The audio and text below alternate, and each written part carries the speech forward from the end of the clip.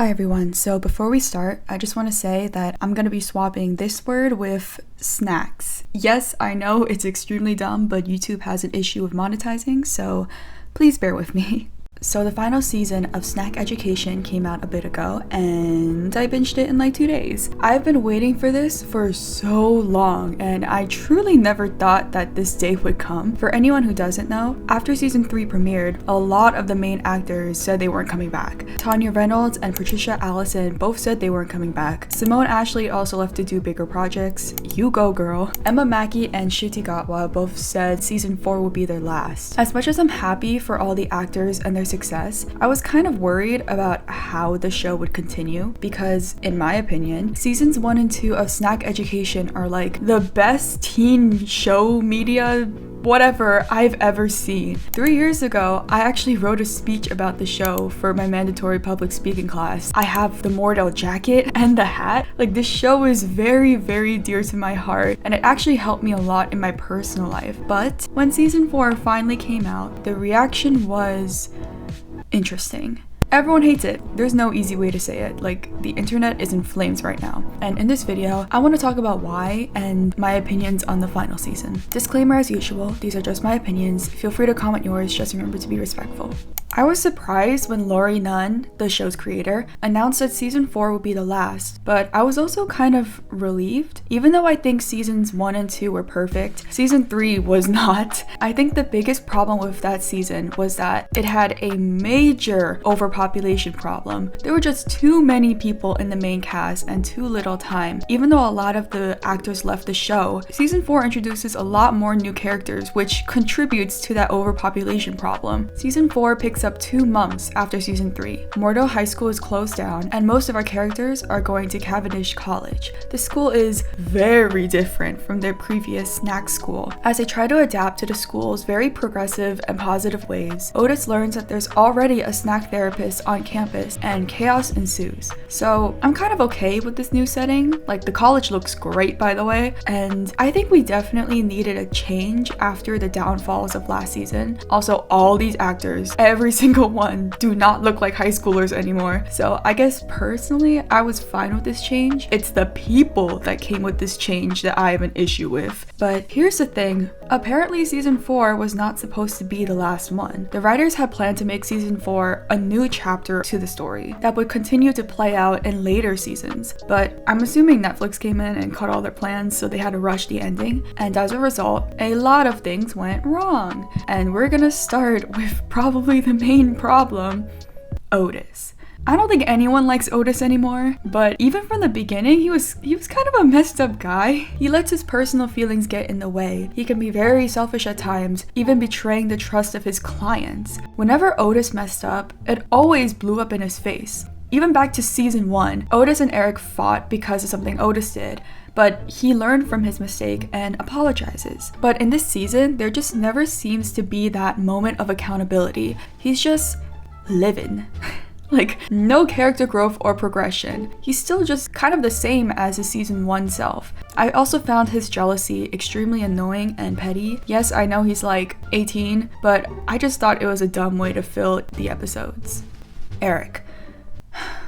It kind of breaks my heart to talk about Eric because I used to really like him. He had the best storyline in season 1. The show took the trope of the gay best friend and completely spun it around because in season 1, Eric is the main character, but as the show continued, I really didn't like what the writers did with him. Eric has cheated on every single one of his love interests. He turned into a pretty selfish person, and again, breaks my heart to say that because I used to love him. But I kind of did like his storyline in season 4. It felt very natural because his personal struggles with religion and sexuality have been hinted at before. I also come from a very religious background, so it was really interesting to see how it played out on screen. And it also makes sense that Eric wants to become a pastor. Meeting Abby made him realize that he wasn't alone in how he felt when it came to sexuality and religion. And okay, I know a lot of people who are freaking out about how God literally comes down to talk to Eric. I get it, it's really insane to even say that out loud, but it's actually pretty common for pastors to receive callings like that. I don't think it's as extra as how the show made it, but my point is that Eric was called. But listen, the conversation he has later with God did make me pretty emotional, and so did the scene in the church. So I guess overall, I'm okay with Eric this season, but I am not okay with the fight he had with Otis. So Otis and Eric discover they're actually a lot more different than they thought, because Otis makes new friends who have shared experiences, interests, etc. Over time, Otis and Eric spend less and less time with each other, and all of this leads to an argument where they decide that they need some time apart. Now, I was very, very confused by this, because didn't this already happen? This exact argument happened way back in season 1. I thought we were over this. Like, they were best buds in seasons 2 and 3. Why is the show circling back to this? And it also made me sad to see this happen, because I personally think that one of the best parts of Otis and Eric's friendship is their differences. Even though Otis is straight, he still always supported Eric. He still did activities that were queer, and Eric loved having Otis around. And Eric also supported whatever Otis did. And it made me sad to see Eric's new friends be like, "You seem really different." Sometimes I feel like he doesn't entirely get me. I think that's why I don't have many straight friends. Me either. So much emotional labor. I also think sometimes straight people can just be a bit basic. Sometimes it's just hard to, bridge the gap. What makes Otis and Eric's friendship so special is the fact that they really don't have much in common, but they still choose each other. They choose to be there and be supportive and happy for each other. That's the beauty of it. That's why we love them. But their argument just derailed everything I said. Whatever, man. Listen, not all straight people are bad, okay? Maeve. Maeve is another character that kind of hurts to talk about. I really, really liked her in the first 2 seasons, but season 3 Maeve had a big problem. And no, it wasn't just the bangs. To be honest, I think the writers just didn't know what to do with her, so they had to repeat the same character arc as season 1. In season 1, she was cold to everyone except Otis. Meeting him helped her open up to people in general, and she even started a relationship with Jackson. In season 3, for some reason, she's cold to everyone again. Her relationship with Aimee is what helped her open up to people in general, and she even started a relationship with Issac. I think I'm beginning to see a pattern here, but for season 4, I actually liked Maeve's arc. Maeve is in a brand new country and in a brand new school. Adjusting isn't going to be easy, and it is clearly hard for her. As someone who has also been surrounded by privileged students, I felt Maeve's pain when another student took the spot. All that pressure, especially from the freaking teacher, just kept building up, and the news of her mother's death did not help. Even though I did not see that coming, I really liked the whole funeral scene and the events leading up to it. Maeve's patience was wearing thinner and thinner, with her brother fooling around, wanting the best for her mom's funeral, but also still hating her mother's guts, and it all accumulated to the beautiful speech she gave in front of her friends. While watching that scene, I remembered that despite all the changes and very strange writing choices to the show, snack education has a heart, and it was so alive in this scene. Throughout the show, we've watched Maeve's mom struggle with her addiction, but we also saw the effect it had on her children. Maeve's cold exterior was mostly because of her mother. She didn't trust people because her mother betrayed her trust so many times. She also didn't have time to make meaningful connections because she was more concerned with supporting her family. But the whole time, there was still a sense of love because she's her mother. She can do all these horrible things to her children, but she's still family, which is what hurts, and it's so incredibly frustrating to still have love for the person who is actively hurting you. Emma Mackey really gave it her all. Like, everything I just said would not have worked if it wasn't for her incredible performance. But once Maeve is also able to say goodbye, she realizes that there's really nothing left for her in Moordale. Her sister is just gone, like written off the show. Her brother is also gone, so she's just on her own. I really liked how they spread her mother's ashes over the trailer park, because that's the place that trapped Maeve for her entire life, and her love for her mother was the last thing trapping her. Saying goodbye to her mom also felt like saying goodbye to this chapter of her life. So thank God she chose to go back to America. I guess I have to talk about the big issue. I've been kind of avoiding it, but I think that it's inevitable.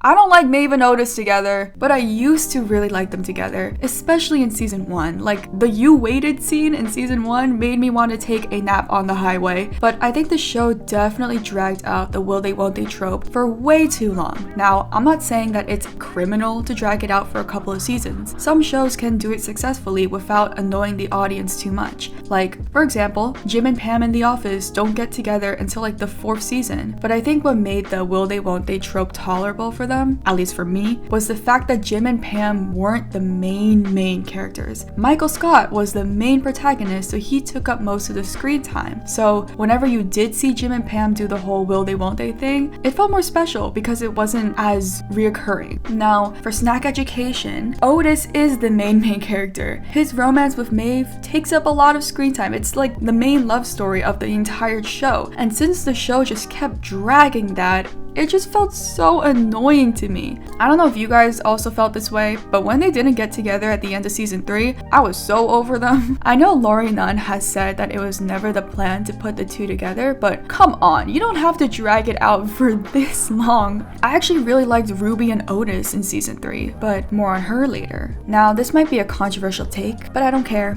I'm just gonna say it. I liked how Maeve and Otis ended. I know. Shocker. I know the internet is kind of in flames over it, but let me explain. So, in the end of Snack Education, Maeve decides to head back to America. She finally has snacks with Otis, leaves him a beautiful note, and leaves. I know all the Maeve and Otis shippers were outraged, but personally, I like this. Hi, sorry, this is day 2 of filming this video. Anyways, like I said before, Maeve literally has nothing left in Moordale. She has no reason to stay. As hard as America was for her, we already know that she's an incredibly talented writer. We also know that Maeve is incredibly strong, and her mother's death only made her stronger. The only thing that is keeping her here now is her love for Otis. Leaving was the best thing for both of them because I want Maeve to be successful. I want her to go and flourish. I don't want her to stay here just for Otis. When the show ends with Otis looking out the window of his home all alone, I realized that, man, this guy sucks. I'm sorry, that is so mean, but I'm glad that Maeve is going back. Like she wrote in her letter, Otis changed her for the better. It rhymed. She's forever grateful for what he did, and now she can use what she learned from him in her life in America. Yay.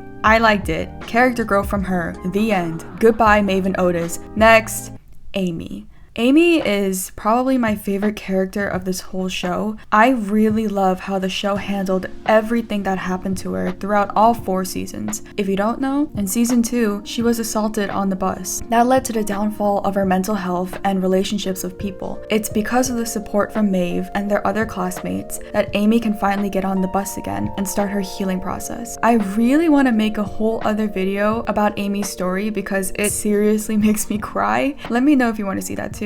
But now, in season 4, Aimee is still on her healing journey, and I loved it. I feel like the writers really respected her story and took their time perfecting it. Aimee is freshly single, and she learns how to express her emotions through art. She tries painting, but it's really not for her, but she finds her voice through photography. I especially liked how it takes her a while to even know what she wants to express and how to express it, because art is subjective. You can look at something and think it's a piece of garbage, but I could look at it and think it's a masterpiece. It all depends on the individual and what you feel from it. And Aimee takes all the pain and frustration from her traumatic experience and uses it to create art. When she pulled out the same jeans that she was wearing when she was assaulted, I'll admit I started tearing up. I also really love how she learns to have confidence in herself. Aimee is a character that, for the most part, went along with everything. We saw that in season 1 when she was a part of the popular group. She was literally being bullied and walked all over by Ruby and her minions, but she still always stuck with them. She literally let herself be bullied because she could never find the courage to stand up for herself. It was through her friendship with Maeve that she finally took a stand, but Aimee still struggled with letting people walk all over her. When she was assaulted, she initially brushed it off. She just wanted to continue her day and make it all about Maeve. That's how devoted of a friend she is, by the way. She literally ignored this traumatic event that just happened so that she could focus on Maeve Maeve's birthday. The season also redefines Aimee as a friend. She's still very devoted to Maeve. Like when Maeve tells Aimee that she's uncomfortable with whatever's happening with Issac, Aimee drops this guy in a millisecond. No hesitation. But Maeve realizes that she can't put a pause on Aimee's happiness just because she's uncomfortable. The show never downplays Aimee's loyalty and love as a friend, but now she's just more careful about who she puts that loyalty towards. And I loved it. She also starts a relationship with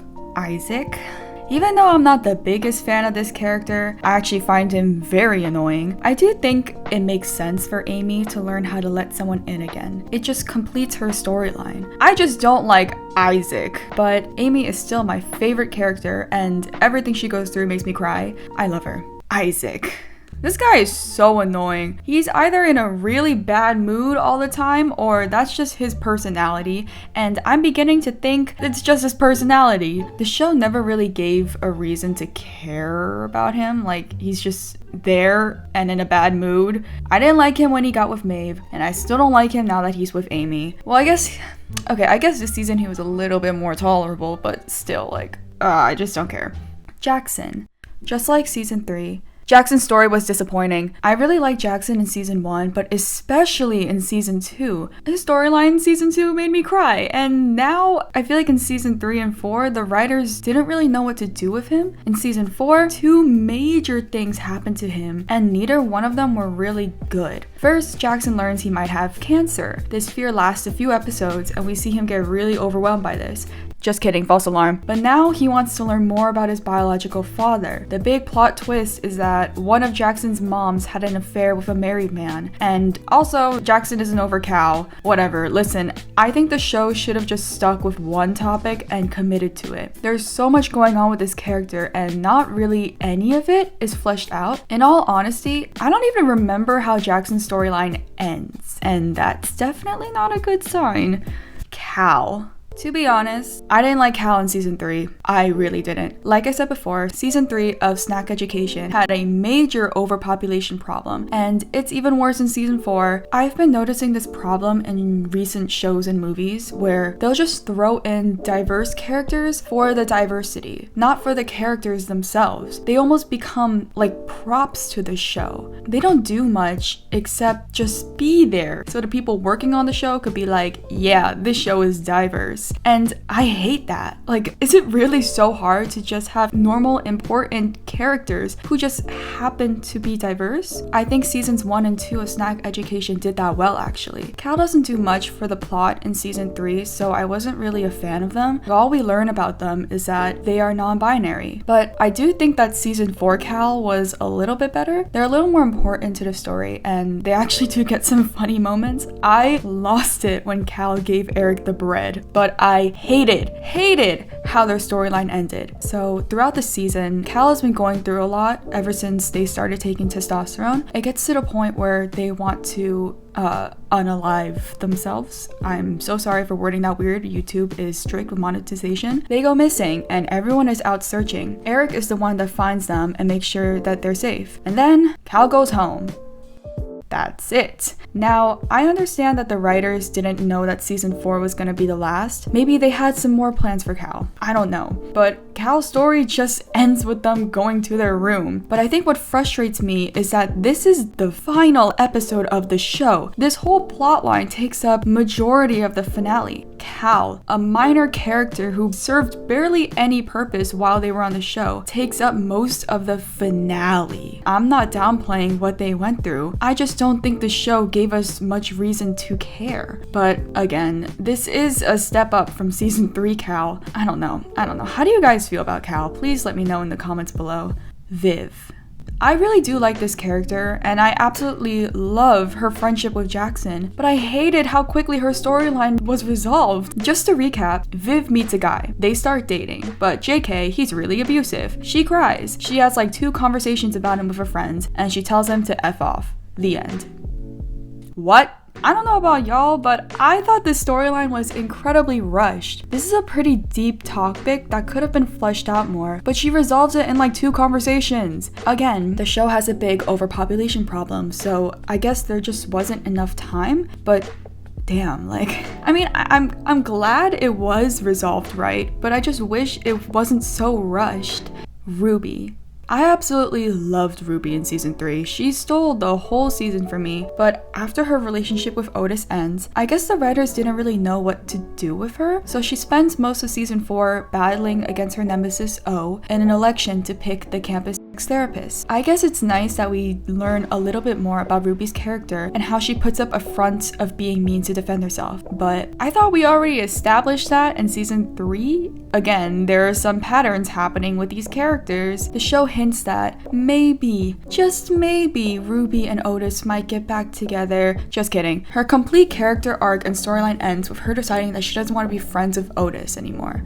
That's it. What a letdown. Personally, I think the show could have done so much more with Ruby. I remember in season 2, after Ruby and Otis hook up, Ruby said this. When I'm sad, I make out with nerdy boys. Why nerdy boys? Because they think they're in love with me, which feels amazing until they get clingy and want to show me all their things. I don't think I'm in love with you. Sure you don't.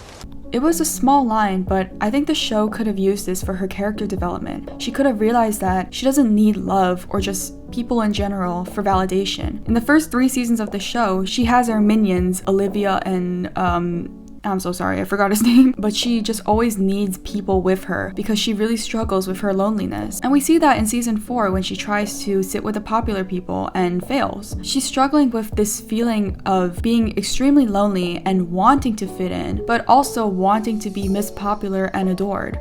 I think a better character arc could be learning how to be independent and finding validation in herself, because she spent her entire life trying to hide her true self. She could have also found validation in her work. She's a great PR/campaign manager. She could have left this school, gone off to do great things to support her dad. Okay, I need to stop, but I guess I'm just a little disappointed in how Ruby's story ended. But hey, she looked great. Mimi Keene kills it again in this role. It made me realize that this stupid college is starting to make me have the feelings or something. Jean.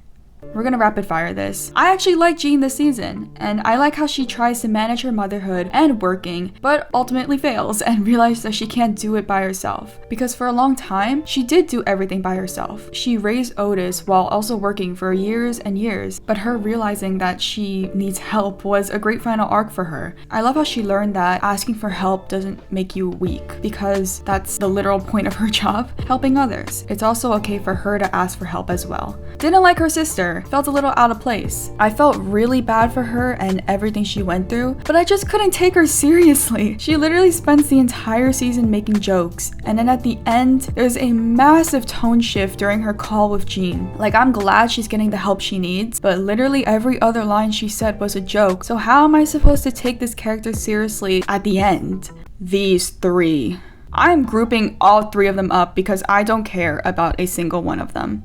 Hi, I'm currently editing, and I just want to say this. In this whole segment, I get one of their names wrong. I say Ronan instead of Roman. I apologize for this, but also I think this proves my point on how I don't care about these characters at all. Sorry. Like I said before with Cal, the show just throws in characters for the diversity and not for the characters. These 3 are given so much screen time, but we barely learn anything about them except for their snacksualities. Seriously, the biggest conflict they have is that Abby doesn't want to have snacks with Roman anymore because he moans too much. Really? And their happy ending is just them having snacks. Really, show? That's all you got? And it makes me mad to say this because the show could have done so much with them. Abby and Ronan are both trans. This could have led to so many storylines about their struggles and how they overcame them. Like, we find out that Abby was living with Ronan after her family kicked her out, but the show just goes nowhere with this. We also learn that Abby, who, like Eric, also struggled with religion and sexuality. But that's it. Goes nowhere. I think I would have liked Alicia if I learned more about her. I thought the scene where she spoke up about how she felt ignored by outside of school could have been really empowering if the show just gave me a reason to care about her. All I know about Alicia is that she is deaf, and when you limit a character to just their disability or snacksuality, you're missing out on so much potential. Didn't like all three of them, and based on the fan reaction, I know I am not alone in that. I'm just disappointed because I think they could have been great additions to the show. Oh, I'm just gonna ignore this character and pretend like they never existed, because based on what a writer of the show said, a lot of O's scenes were cut out to make her look like the villain. So I feel like it wouldn't be really fair for me to judge because of how unfairly this character was treated and how the writer behind this character was so disappointed. All I am gonna say is this. In an earlier season, when Jean was working as a snack therapist at Moordale High School, she had a conversation with an asexual student. That one scene was a billion times more powerful representation than this entire character. Yeah, sexuality is fluid. Sex doesn't make us whole. And so, how could you ever be broken? Again, I don't want to hate O because so many scenes were cut out, but if I'm just looking at the final project, let's just pretend like O never existed. The Groffs. I'm gonna end this character review on a positive note. The Groffs carried this season. Seriously, I'm obsessed with this whole family. From beginning to the end of the show, the writers treated them so well. The changes they go through is genuinely inspiring because looking back, they are completely different people from when they were first introduced to us in season 1. Adam spends most of the season away from the main cast after getting cheated on and then broken up with Eric. Screw Eric, by the way. He's recovering from his heartbreak. He's always known that school wasn't for him, but once Moordale High School closes down, he makes the decision to leave school permanently. He starts working, but he also needs driving lessons. Michael Groff, Adam's father who treated him like actual trash, gives the lessons to him. Slowly but surely, they start to bond. And I loved it because Adam spends all 4 seasons learning about himself. This guy absolutely hated himself for so long because his father was so hard on him. He literally just lived his life with his head empty. It's through his friendship with Ola and his relationship with Eric that he learns to accept himself. He finds things that bring him passion and joy to his life, whether that be the people he meets or his dog. Trading his dog for the competition made him so happy, which made me so happy. It just makes sense that in the final season, the final boss level of his character arc is with his dad. I love Michael Groff because of the change this guy goes through. Oh my god. In the first 2 seasons, he was the main antagonist. This guy was just awful to everyone. His students, his wife, and his own son. But in season 2, it all blows up in his face when he pretty much ruins his own life. In season 3, he's living on his own and is still miserable. However, Michael has a very strong arc because he realizes that he's the problem. No, he wasn't born the problem. His own parents are kind of at fault for making him the way he is now. And Michael reflected that treatment and his internal anger onto his own son. But he realizes how messed up that was and wants to change. He starts going to therapy. He sticks up for himself to his family. He starts to find joy in the little things in life that he once didn't find enjoyable. Seeing him so happy over just cooking made me actually want to cry. Like, oh my god. I just love how he put in the work to improve himself because it truly never is too late to change. And I love the scene where he finally told Adam that he loved him and they hugged. This family is just the best part of the entire show. I guess if I had to nitpick something, it would be with Adam's mother. She had a much smaller role in season 4, probably due to time and the show's overpopulation issue, but I did really love her friendship with Jean in previous seasons, and I just wish we got a little bit more from her. But regardless, this family is still the best part of the show. Oh my god. Oh my god. I'm done. I've been making this video for like a while. There are too many characters in this show, holy hell. As much as I complained about the final season, it really wasn't all that bad. I do think it's the worst out of all 4 seasons, but now that the show's over, I think I'm just gonna choose to remember Snack Education for only its first 2 seasons, because I rewatched the first 2 seasons like 5 times, and I still find myself getting emotional and re-falling in love with these characters. It sucks that the show ended in a not so well received way, but I do think looking back, it did do a lot of good. It did help a lot of people, made a lot of people feel seen and heard, and it was actually really educational. It gave good information about snacks and relationships, whether that be friendships, romantic relationships, family. I wish nothing but success for all the actors involved because they really gave it their all. They did a great job, and yeah, I think that's all I gotta say. So goodbye, snack education. Thank you so much for watching. Again, these are just my opinions. Please let me know how you feel about the show in the comments below. Follow me on Instagram if you want to keep up with me. So yeah, subscribe if you want. Have a great day. Bye.